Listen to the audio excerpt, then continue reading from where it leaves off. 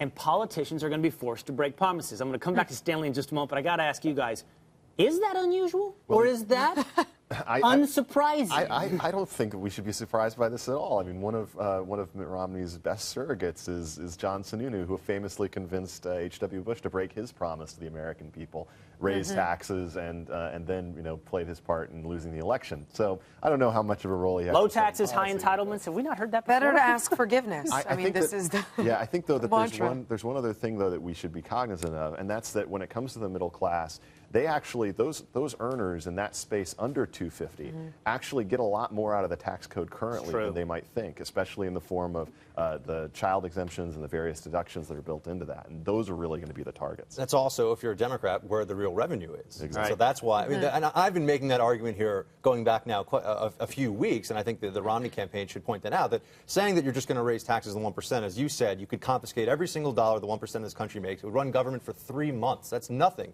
It's barely even a drop in the bucket. But if Republicans abandon the post, so to speak, if they say, okay, you're right, we need a combination, now they're just haggling over the price the American people have to pay. If they agree that it's going to be actually tax increases, they're going to have to pay for this, then Democrats are going to get what they want down the line. So let's go back to Stanley here now, because Stanley, in your new book, Spreading the Wealth, you've suggested that as far as at least President Obama is concerned, this is actually the point. You suggest he has an animus towards the middle class, and his goal in the end is to go after the middle class. Well, that's right, Will. And what I really focus on in the book is the suburbs. That's where the heart of the middle class lives.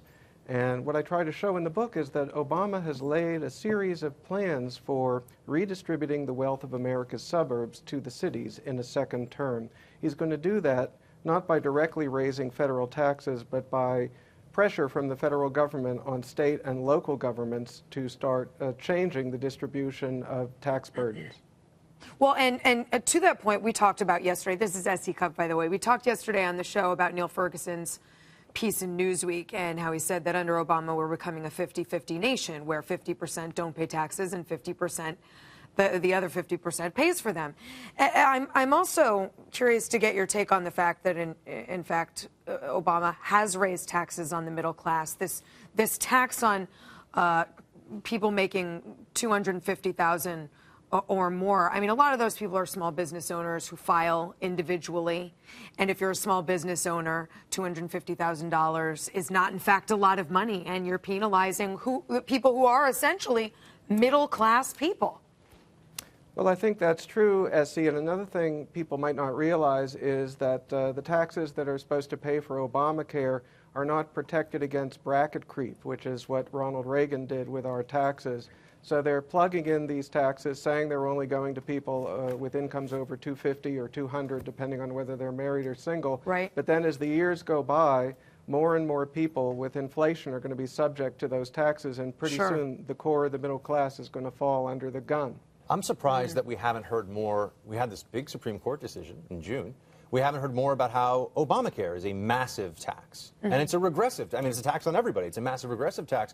And it's not just the fact that they've now decided that sometimes it's a tax, other times it isn't, but it's a tax that everyone's going to pay in more ways than just it possibly coming out of their paycheck.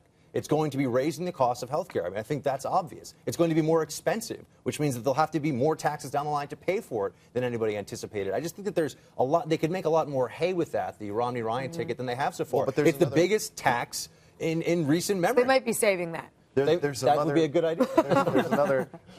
There's another element too that we don't really talk about here, and that's the redistribution of the tax burdens that we face in blue states versus red states. Red states tend to have smaller Medicaid programs, they have smaller entitlement programs, but blue states have these enormous entitlement programs that have to be fueled by enormous, income taxes and state property taxes, things along those lines. You'd have to have an income tax in Texas in order to fund the Obamacare and Medicaid. Let's press on this